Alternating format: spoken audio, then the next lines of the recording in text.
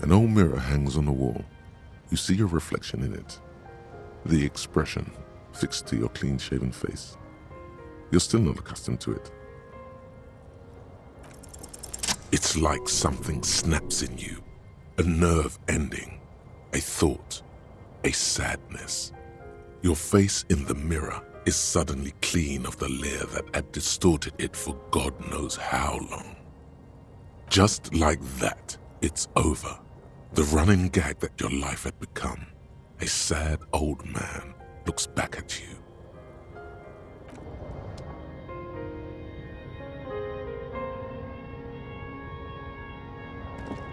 On the table, you see a bowl of water.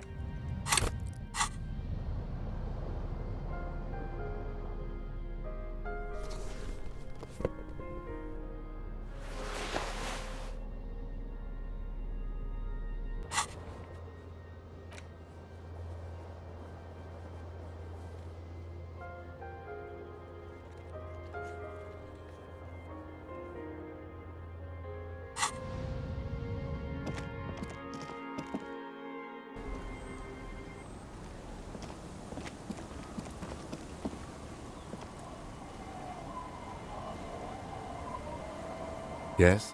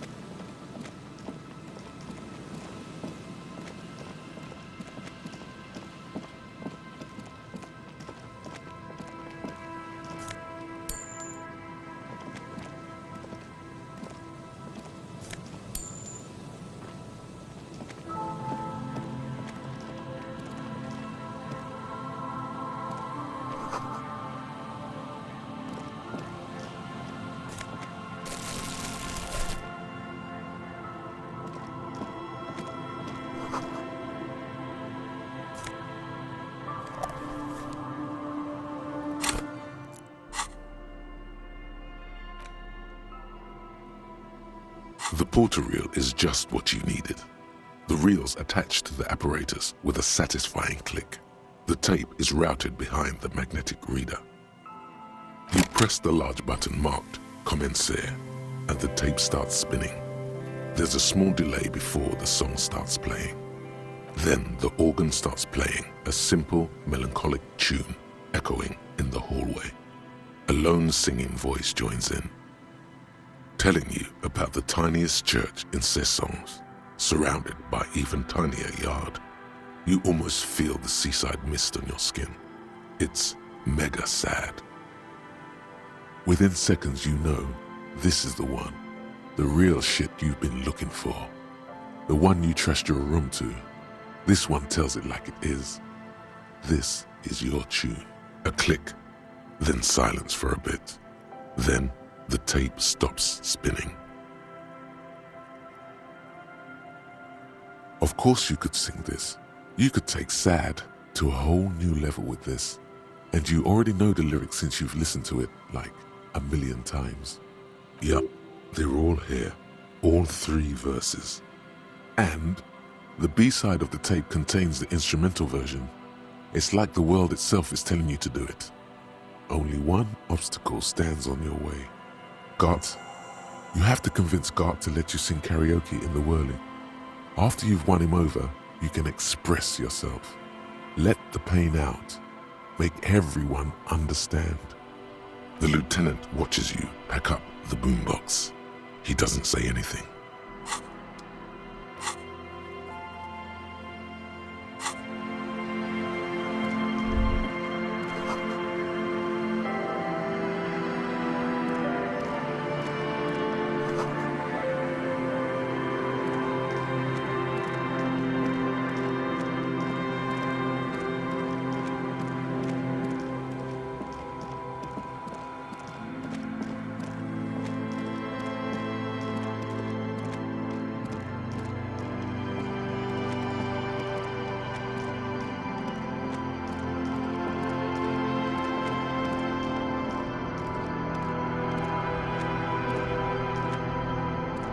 The speakers below are banged up and worthless. The sneakers triumph over them. They're the star of the show here. Super cool! Now the premium lifestyle is yours, officer. The sneakers seem to vibrate in your hands with an almost mystical energy. The junk is yours, officer. Happy listening! Try not to hurt your ears with that Samaritan garbage.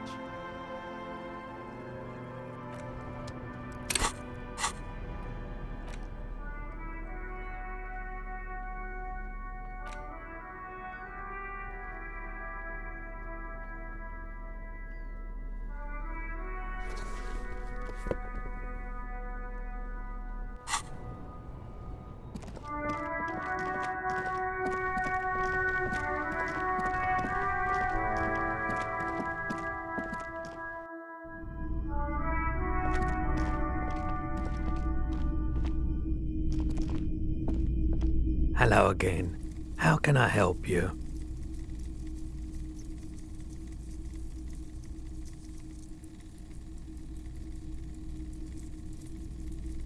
Sure. Let me have a look.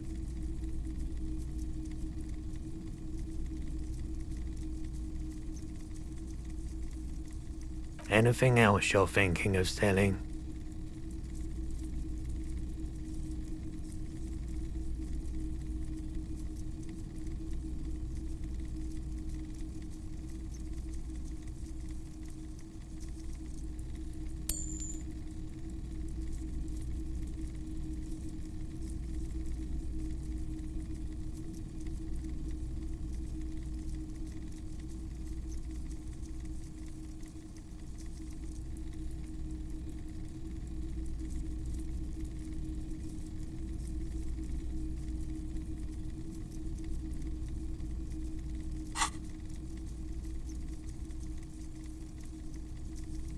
Another time, perhaps.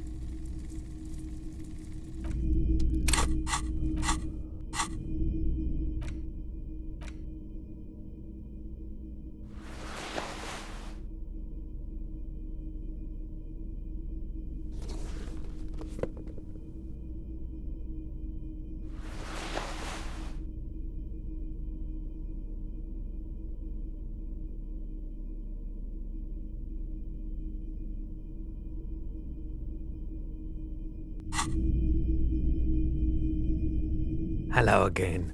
How can I help you? Feeling warm and enthralled by the movement of light while the mind continues to race forward. Lucky bastard. He's probably on Perolidon. It's tough to come by on the street. A drug developed by the military to treat and prevent radiation sickness. It has psychedelic side effects, and it makes your eyes turn yellow. I try to keep the shop at a comfortable temperature. There's a note of indignation in his voice. Interesting.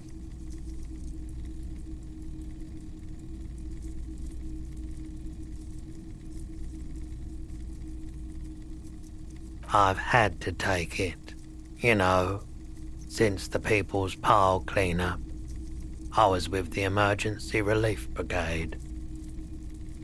He's taken it for mental and emotional, not physical pain these days. A bad idea.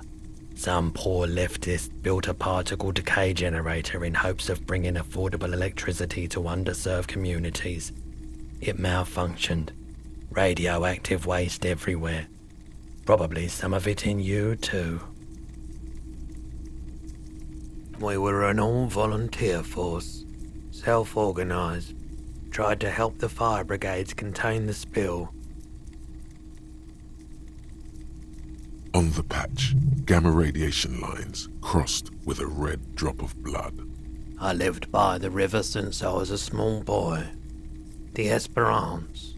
Didn't have the art to let it all go to shit without trying to do something to help out. There wasn't much the volunteer force could do, however.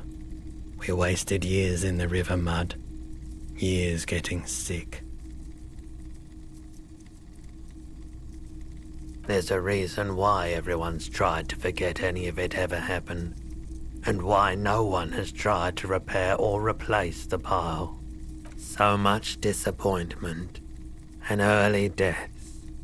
Cancer mostly. And we knew all that was coming even as we were cleaning up as best we could. No one's. Everyone's.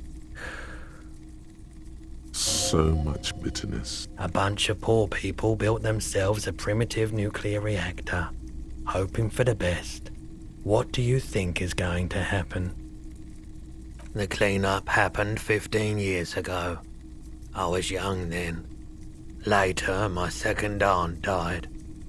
Left me this shack and all the assorted junk in it. So I came to Martinez. People told me don't go there. It's a shithole.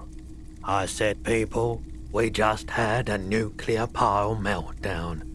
I'm gonna get as far away from Forberg as I can. Still in the same city, but... I like the theory more than the story.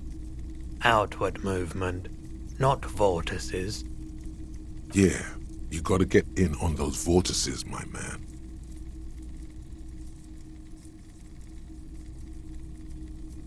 You said you'd done it before, yeah? It's almost like he's worried for you. The lieutenant steps away, pretending to admire some of the knickknacks on display. Looks like he doesn't want to get involved. Go ahead then, he thinks.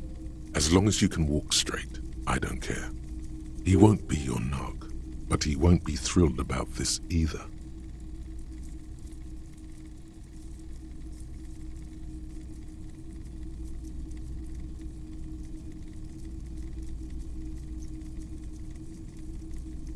Here you go, man.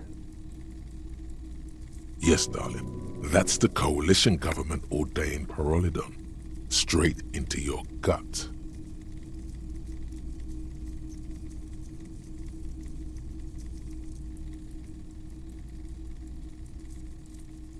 I respect your decision, officer. What else can I help you with?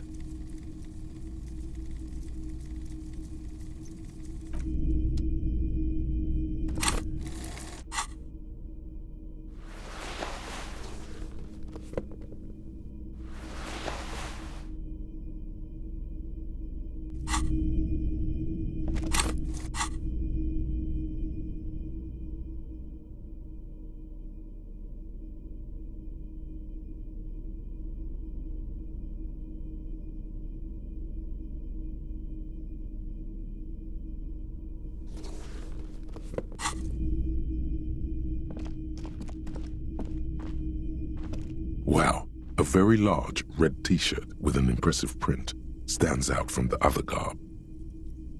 Oh yeah, the print depicts a muscled man striding toward you, a giant sword in each hand, encircled by burning embers. Behind him is a cluster of cabins engulfed in flames. Beneath him are the words, Hjelmdal burning. Smells like worn cotton and a little old sweat there. Worn cotton with a side of flea market or trash bin. Sniffing is okay, but please don't try anything on. Can't have you leaving your photon emissions in the fabric of things you're not going to buy. You're not imagining it. Photon emissions? What is he talking about? Hell yeah, man. I don't usually carry printed tees, but this one was just pure exemplar. I wouldn't go so far as to say that I'm a fan, but I do think the Hjelmdalaman saga is an integral part of our shared reality. Most people don't think that the man from Hjelmdal really existed, but they're wrong. I mean, even if the man from Hjelmdal didn't exist before the adventure novels, the stories have made it so that he has. It's simple, really. Okay. You sound skeptical. It's not that complicated. All that's required is a more robust understanding of cause and effect. Besides, I've been to Kotla. though not quite as far north as the Hjelmdal, and watched northern lights travel across the sky. Very unique, energetic tides there. His theory isn't exactly incoherent, but its logic does suggest some unusual neural activity. Very, very unique energies indeed. Geomagnetic ley lines, one might even say. 2 real. That's dirt cheap.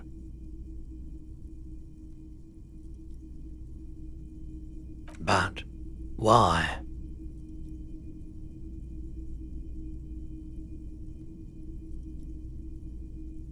I deal in goods, not services.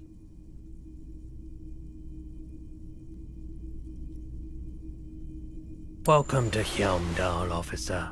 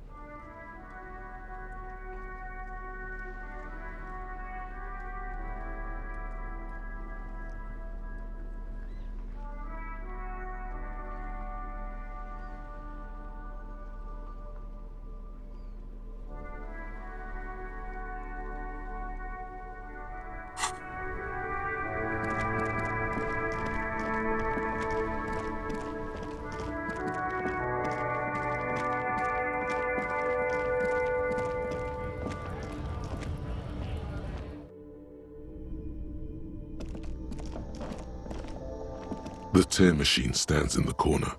A sign says, 1 bottle equals 10 cents. Your bottles clunk into the machine, and the money appears with a satisfying jingle.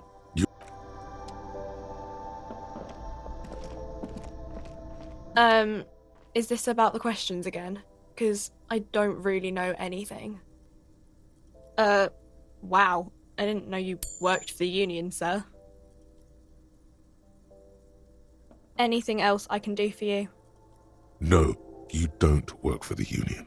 The union works for you by supplying you with cash.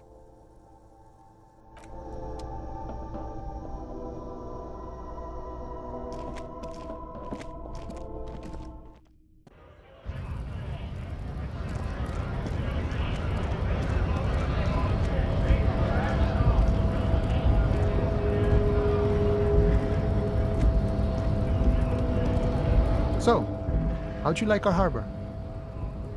You've been in there, he means. Talked to the boss man too, probably.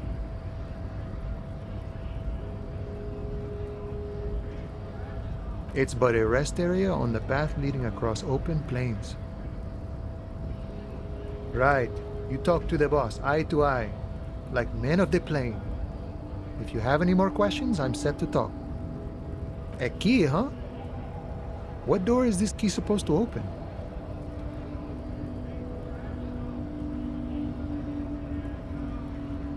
Oh, say no more.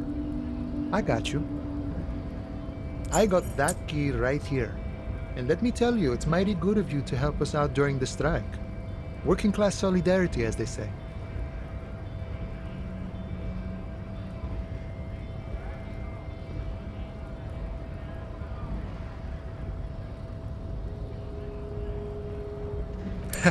I'm not so sure about the hustle grind, but you know, it doesn't matter. It's a good thing you're doing. Thanks. What you're looking for is a basement door behind the greenhouse. That's behind the whirling in rags. That's all I know. Our organization is what you call compartmentalized. Means we keep out of each other's business. Okay, but where did you get the key from? The janitor gave it to me. Nice fella.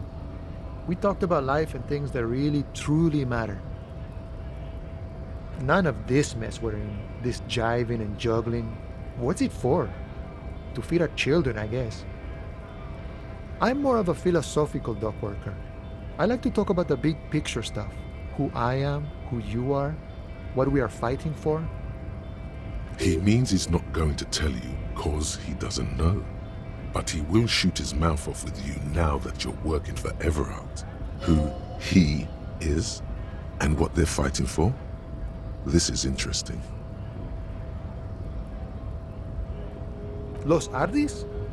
They're an independent militant group. A bit too high-strung, but it comes with the responsibility. They're sort of like you. Preserve the rule of law and all that. Except it's Everard's law. But really, they're just like you. Is he actually comparing you, an officer of the law, to some neighborhood vigilantes? Come on, he's just trying to keep the peace.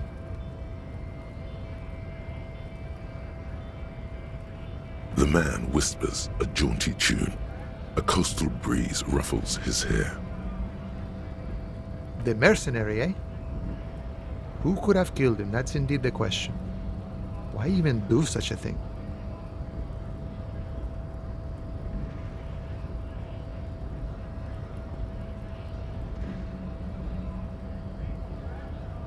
What a thought! Why would noble workers resort to such a thing? Unless they were pushed, of course. Your dead guy was an enemy combatant. He was an agent of the opposition, attempting to undermine our honorable efforts. I ain't the murdering type, but that's just me. Large organizations like our union have all sorts of men, with all sorts of skills. He's not lying about not doing it himself. He means a more violent faction could easily take care of such a thing. Understood. This has been of limited use. Still, thank you. No problem. I wish the best to you in your search. Sure, I'm glad.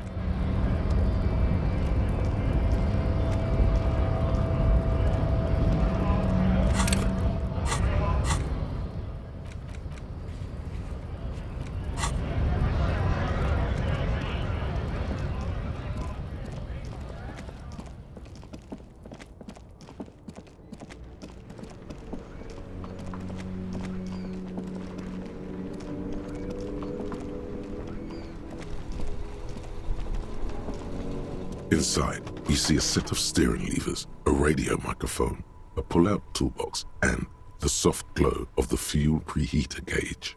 This is Precinct 57. How may I assist you?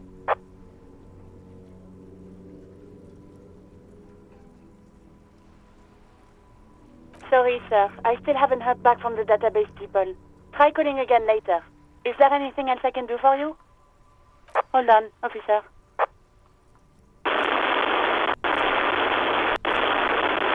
I've got Central Jamrock Public Library on the line, and I've already introduced you to their librarian.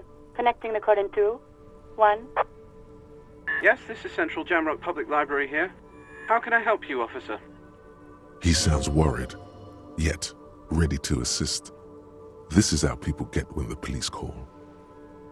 Billy Mañana, you said. Give me a moment, I'll have to check our database.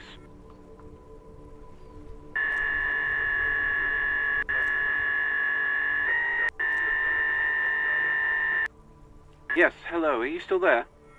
I found Billy Mañana's home address, is that alright? No phone number, unfortunately. They're too poor to have a phone line. Here we go, sir. Rue de Saint-Ghislain, 33B, apartment number 20. It's in Martinez, I believe. Cape Side Apartments, it says. That's all. That's where the smoker on the balcony lives, isn't it? It says here that they returned their last book just a few days ago, but I wasn't at work that day. Marie? Marie? Do you remember a reader named Billy Mañana? They returned a Tybalt book the other day. Yes, it was my colleague Marie. She said that it was Billy's husband who returned the book. He also asked for this new sci-fi release, Lowe's Radio City 87. but we don't have it yet. Good. You have a name now.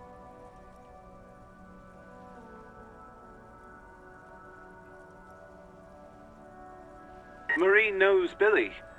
She's been working here longer than me. Sometimes her husband returns some books for her. And then goes for a little drink later. On the lookout. Sorry, no. Marie only knows him by sight. Marie?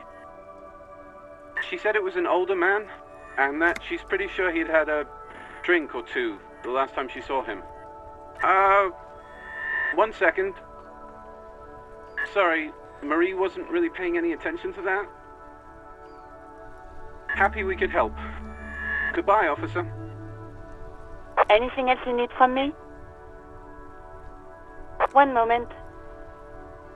Can you please describe the body? Age, sex, cause of death?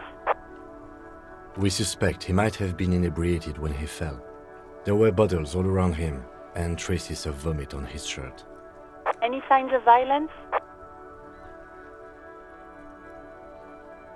No field autopsy necessary. You can hear her quickly typing in the background. What about his belongings? Did you examine his clothes? Any information on the library card?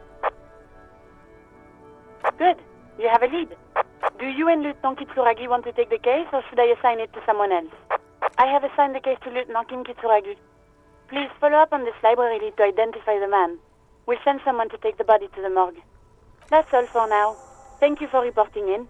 Is there anything else I can do for you? 57th, over and out. In the cabin, you see a set of steering levers, a radio on a hook, a pull-out toolbox, and the soft glow of the fuel preheater gauge.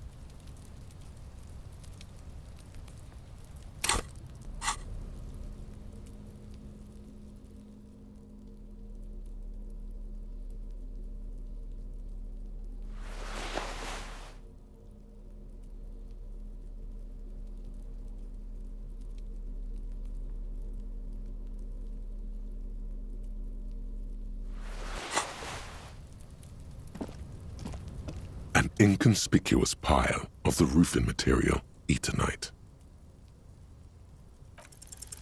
Because it's nice and orderly, well-laid palette, easy on the eyes. It reveals no secrets at this time.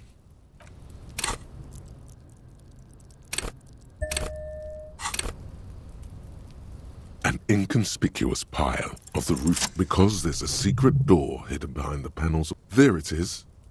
You see a shabby little door.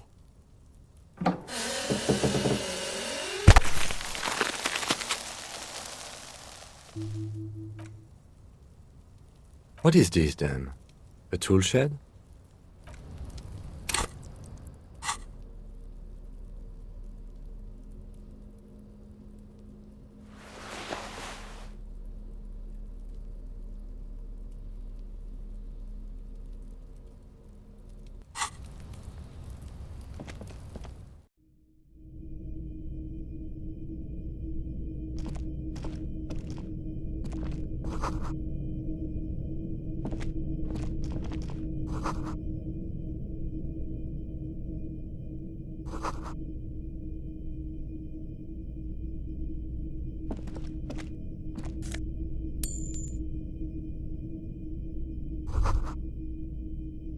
Be still, my beating heart.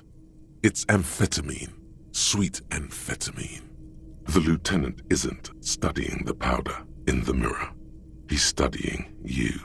There's a good, vague way to ask where he stands on drug use. Professionally, I mean.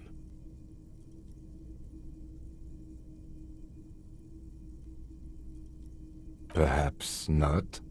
This is below our pay grade, detective. However, see that ladder there? It's probably another way into the industrial harbor, no? A secret path the local kids use.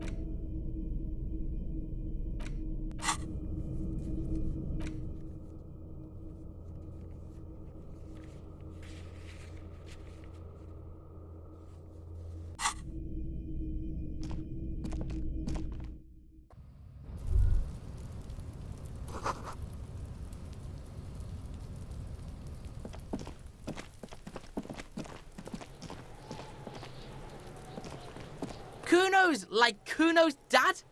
Cuno doesn't give a fuck about anything. You found Cuno's secret door to Cuno's secret shack. It was closed for 5,000 years. How the fuck did you get in? Shit. Get the fuck out of here. You can't do that. He can't do that, Cuno. He's trying to fuck at you again. Pigs can't displace. Can't do that teleport shit. How did you like it in there, pig old boy? Cuno's got a lot of cool shit there, right? Oh, that? Cuno decapitates pigs. That's just a Cuno demo tape.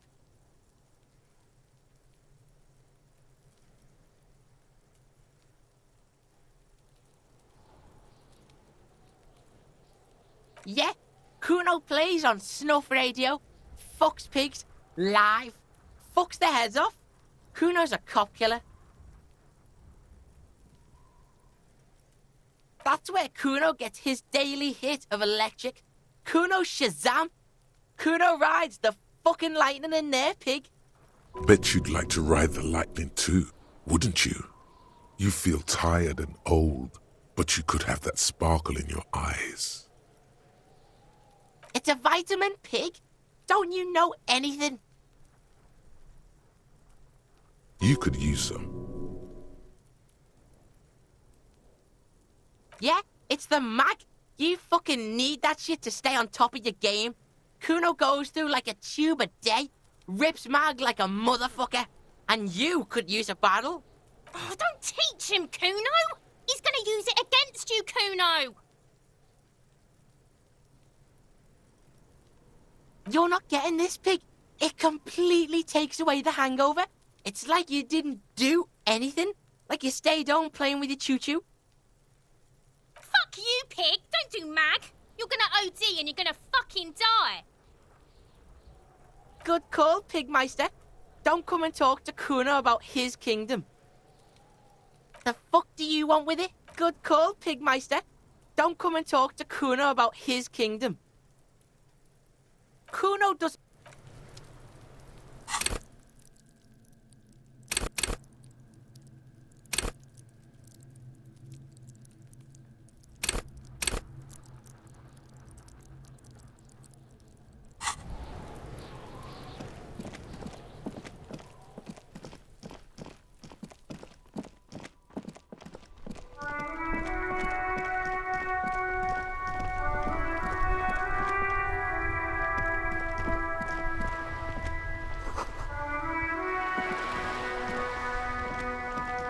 Officer!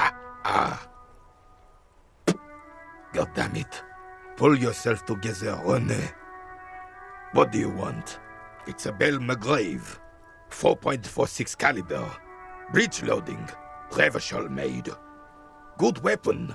Accurate and reliable. This one's inoperable. The bolt spring is missing and the mechanism is jammed shut. Still a beauty. Where did you find her? I'm not surprised. There are probably lots of forgotten wartime weapons lying around here. Back in the day, everyone had something stashed away. As for the rifle, I don't know what else to tell you. These BM-446s are an antique. No one uses them anymore. The ammunition is impossible to find. Yes, the Debardeurs Union pays me to stand vigil during the nights. Not out of any political allegiance, mind you. I'm an old man. Don't sleep more than a few hours every night anyway, and money is tight. He feels like he has to justify himself for some reason.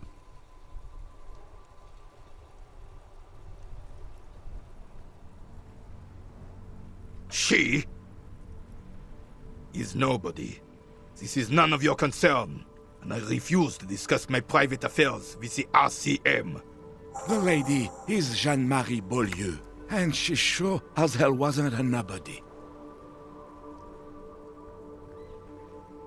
Yes, it does. Unfortunately, I wasn't working that night. Been on a 2-week leave since last Monday.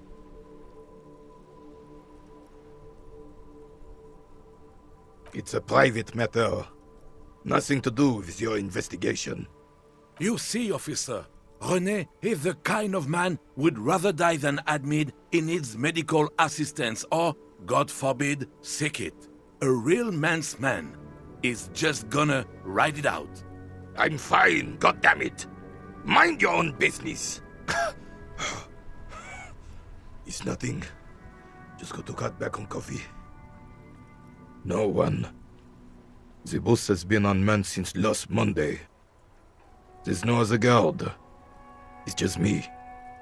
No one has been guarding the container yard since last Monday. Yes.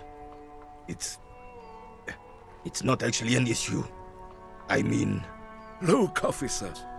The container yard doesn't actually need a guardsman. Never had one before René.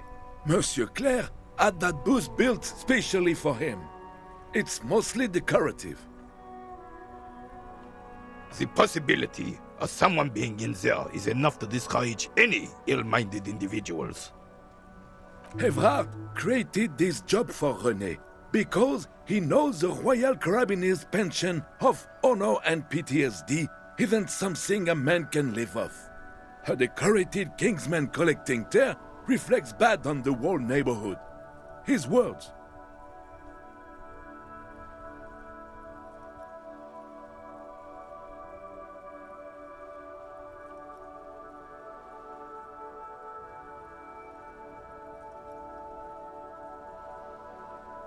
Oh, I didn't mean to imply there's something wrong with that.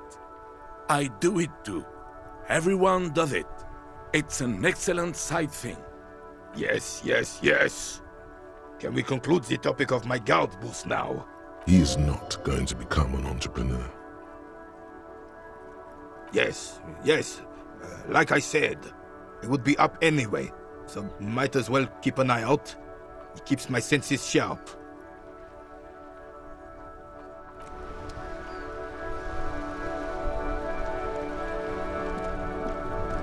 It is such a pleasure to see you again, officer. How may I head the citizens' militia on this fine day? Oh, sweet Jenny. She was the finest woman in all of Revachol. Maybe the entire world. Do not defile her memory, Gaston. Let her rest in peace. His tone lacks its usual intensity, like he doesn't feel he has the right to speak on the matter.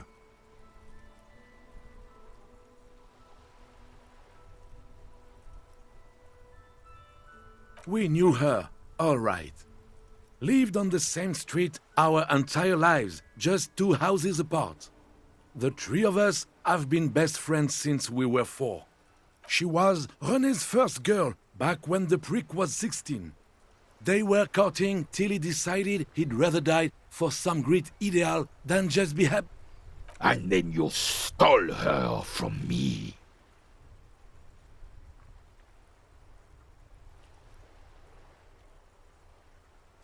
Well, technically, you stole her from me, because we'd been pretty close ever since you two had that falling out over the ink you spilled over her pretty yellow dress. We were just boys then. This was different. You... No point starting this all over again. For the 1000th and the first time. Especially when we have company. Officer. She died of pneumonia 2 winters ago. It was a quiet passage. René and I were both by her bedside when she... died. No use sugarcoating it. Won't bring her back, will it now? Departed. Until the very end she couldn't decide between us. The most indecisive woman I've ever met. A quick grimace of pain passes over René's features, but he immediately regains control. His face now a dispassionate mask again. She could never make up her mind about anything. What to have for breakfast, favorite color, or which one of us to marry. She was always leaving one of us for the other, but never long enough to actually get married. Heck, technically, we're both still engaged to her. You always confused her. Couldn't let us be happy. Seduced her with your fancy words and pastries. He suddenly remembers you are still there, falls silent, and turns away. Of course, officer. Memories are all we have left. Sweet, sweet Jenny. Ask away, officer. I knew her all my life. Of course, officer. Sure, officer. They are the... No, thank you. For being consummate professionals. You'll have this case wrapped up in no time.